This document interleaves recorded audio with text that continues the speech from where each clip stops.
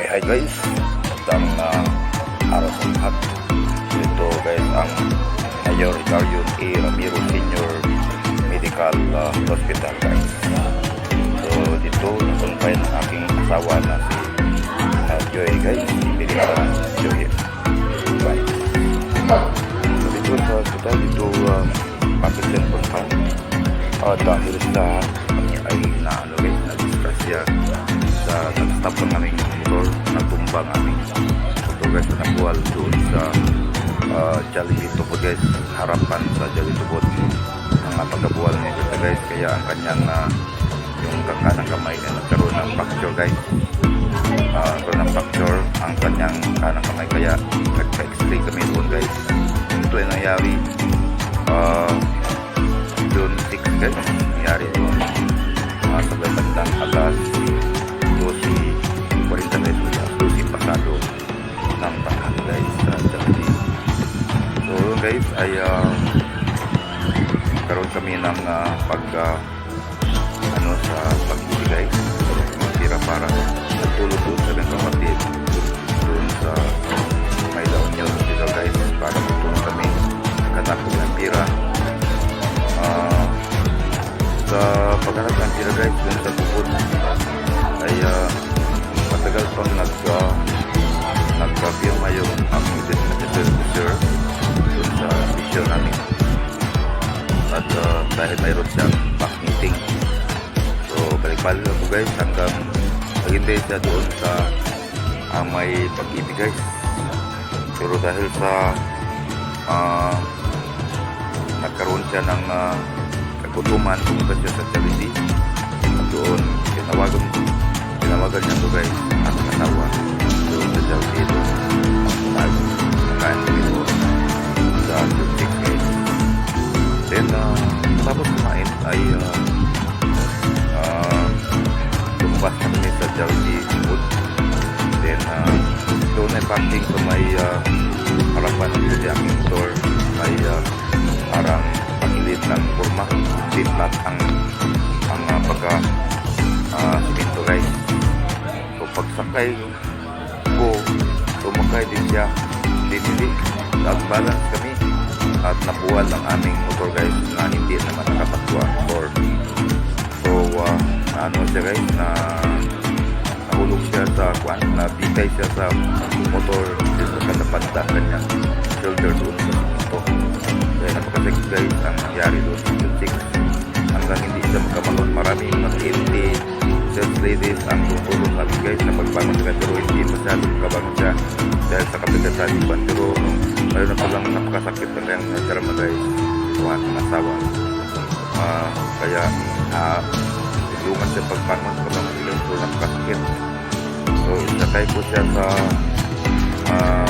helicopter at pumunta kami sa may Aloha guys.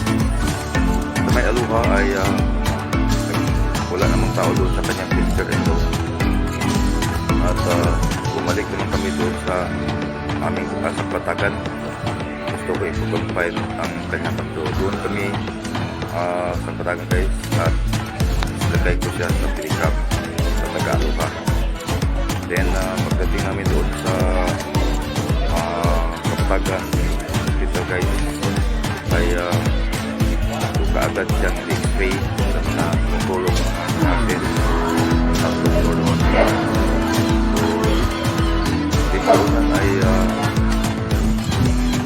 naano siya sa mga ilang oras doon sa Patagan hospital at naghintay kami sa x-ray.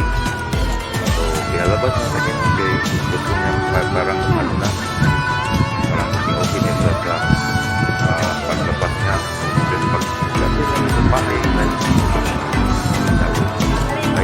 naman sa kanyang balikat na shoulder.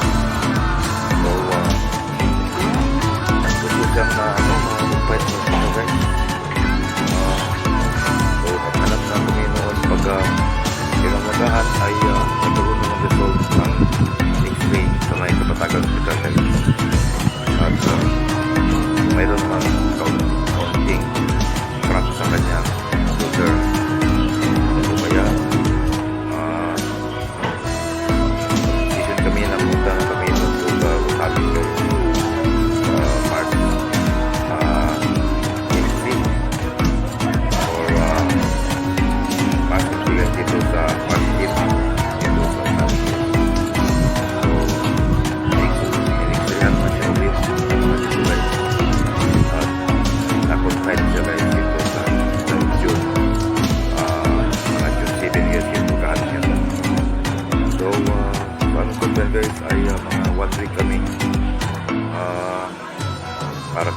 din dito ng 1 week dito sa Martin dahil hindi kagad maano din sa pagdating ni mga doktor kada Monday and Wednesday nagkaroon ng grouping mga doktor. So sabi ng doktor ay kailangan magkakiusap siya sa INT dahil lagyan ng stainless ng kanyang kapagalan sa shoulder ng Jay.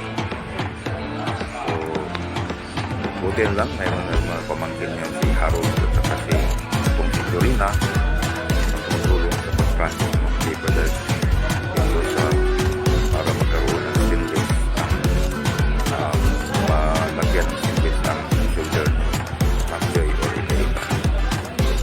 So ito guys ay pag ano na po sa mga pag-project papers nagpuntahan naman nila si Dorina ng Harold doon sa may Agwada daw, Agwada Pitoon ito sa amin guys. Doon nagkaninti yung doon nagbigay o taong para sa ano ng stainless guys para ibigay sa shoulder.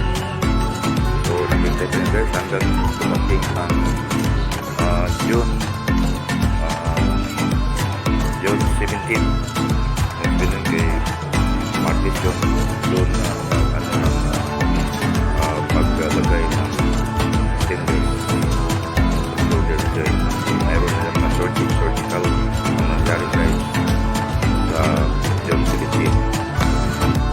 Okay, dila siya si Dorina ang dila sa si Pete ng ilag ang masik para magkaroon ng surgical or operation si Jay.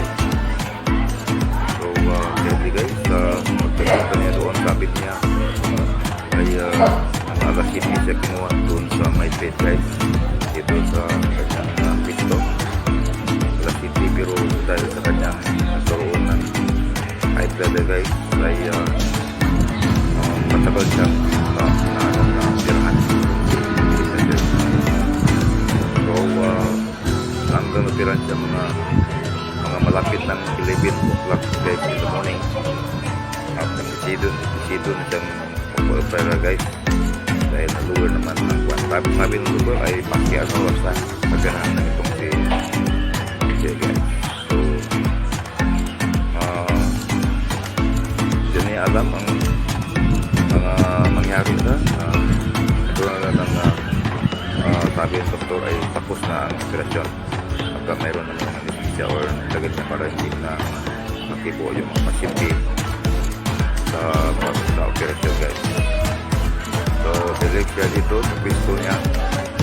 So kapag kanyang opera guys ay matapos sa operasyon mayroon parang stapler sa kanyang balikat guys. Kanina ay nagkaroon dito ng kwan naman yun na ipinay guys ay dating niya dating siya kay sa mga nurses doon sa Martin si Ma'am Heidi guys Heidi Apa Belidas ang dating niya sa nagit ay nagtapat siya. Then marami mga tutulong guys dito sa Martin.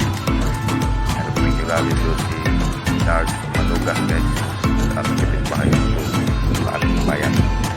Then ano din si Nars Alvin Charles sa mga bitbit kanan para sa kanyang buko. Kanila guys ay yung kanyang bitbit parang nalubar ng buwan ay wala yung bitbit guys para doon na ipasok ng gamot sa direkta guys. So dahil yung nangyari po sa aking buhay guys na nag-click na ako dahil sa pangyayari sa aking dahil. So directly from nangyari hindi ko alam na nagkaroon dahil yung kayong Diyos nag-alay sa akin dan posisi aku merasa ikut dengan sakit kami dan barang itulah guys.